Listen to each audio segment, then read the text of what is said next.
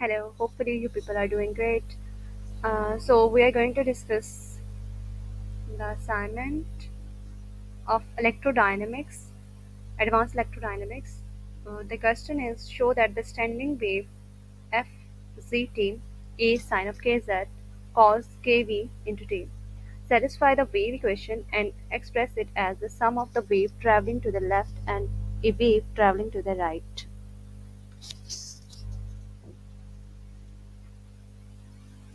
वो कहते हैं कि हमारे पास एक स्टैंडिंग वेव है जिसकी हमारे पास इक्वेशन कुछ इस तरह से है। ये इक्वेशन जो है ये सेटिस्फाई करती है वेव इक्वेशन को। वेव इक्वेशन हमने सबने पढ़ी हुई है। वेव इक्वेशन हमारे पास क्या है, partial square u by partial x square is equal to 1/v square partial square u by partial t square. यहाँ पर जो मैंने डिस्प्लेसमेंट के लिए इस्तेमाल किया है, आप f भी लगा सकते हैं। तो नेक्स्ट आप इसको डिस्कस करते हैं। फिर उसने कहा है express it as the sum of the wave travelling to the left and a wave travelling to the right.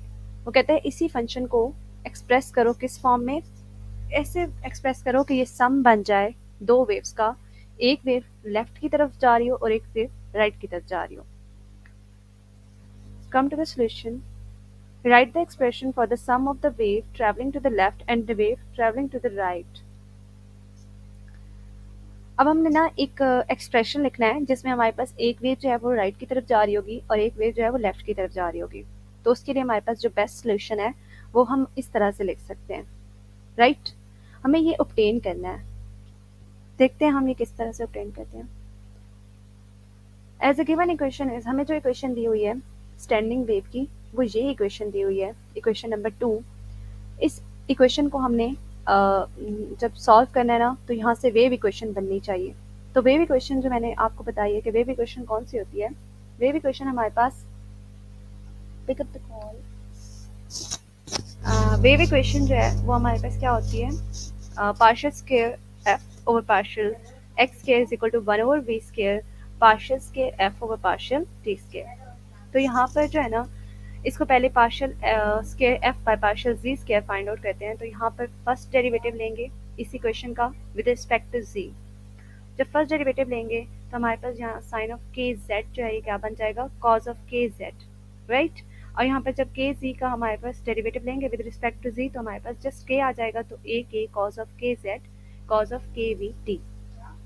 इसको अगेन डिफ्रेंशिएट करेंगे क्योंकि हमें डबल डेरिवेटिव चाहिए विद रिस्पेक्ट टू जी। अगर हम इसे अगेन डिफ्रेंशिएट करें तो z यहाँ पर मौजूद है, यहाँ पर z नहीं है इस फंक्शन में, इसी फंक्शन में सिर्फ z है। जब इसको हम डिफ्रेंशिएट करें विद रिस्पेक्ट टू z तो यहाँ पर cos का जो डिफरेंशियल फॉर्म होती है वो माइनस साइन होती है, तो माइनस साइन के z आ जाएगा। और जब के z को दोबारा से हम डिफ्रेंशिएट करेंगे तो हमारे पास दोबारा से k आ जाएगा, तो यहाँ पर k और k मल्टीप्लाई होके ए के स्क्वायर माइनस ए के स्क्वायर साइन ऑफ के जेड कॉज ऑफ, ये इस तरह से बन जाएगा, राइट। अगर हम यहाँ पर माइनस के स्क्वायर को हटा दें और ये चीज़ देखें तो ये सेम टू सेम हमारे पास इक्वेशन नंबर 2 बन रही है, राइट।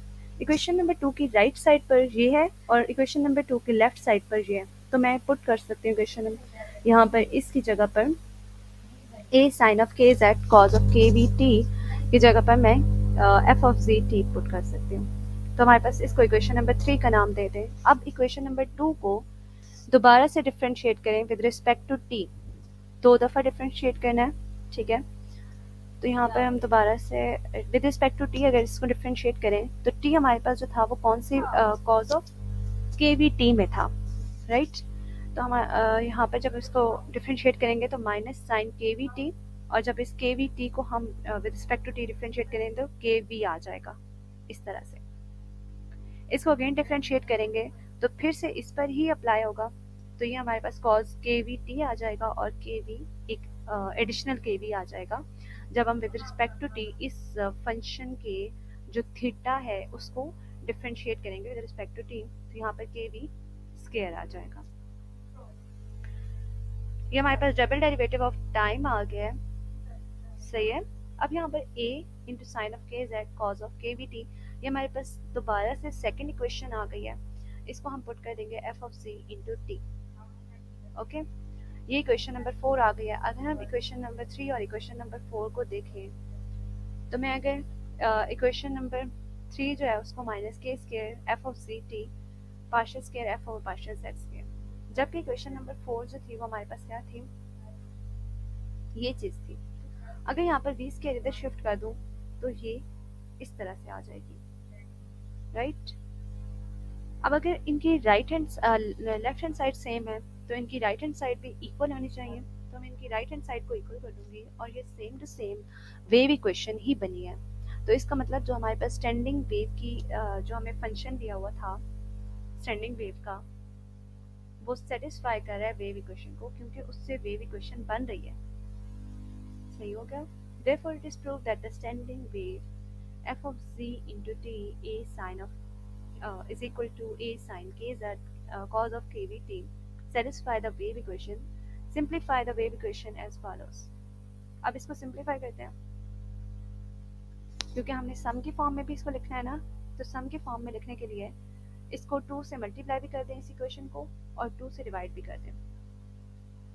जब हम इसको 2 से मल्टीप्लाई करेंगे और 2 से डिवाइड करेंगे तो हम इसको इस तरह लिख सकते हैं। ये जो अंदर ब्रैकेट के अंदर वाला पार्ट है ये हमारे पास ट्रिग्नोमेट्री का एक फार्मूला है, जो हमारे पास क्या होता है साइन ऑफ के जी प्लस के v T plus sign of के जी माइनस के v T.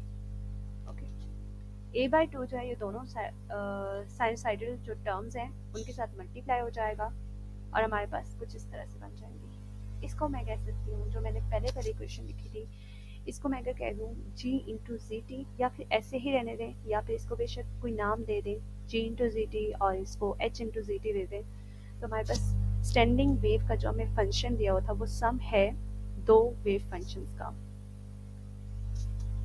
Therefore, it is expressed as the sum of the wave traveling to the left and a wave traveling to the right. तो ये हमारे पास क्या है, सम वेव स्टैंडिंग वेव का जो फंक्शन है वो सम है एक वेव जो लेफ्ट की तरफ जा रही है उसका और एक वेव जो राइट की तरफ जा रही है उसका। इनमें से एक ये राइट की तरफ जा रही होती है और ये लेफ्ट की तरफ जा रही होती है। Okay, thank you for watching, hit the subscribe button. अल्लाह हाफिज़।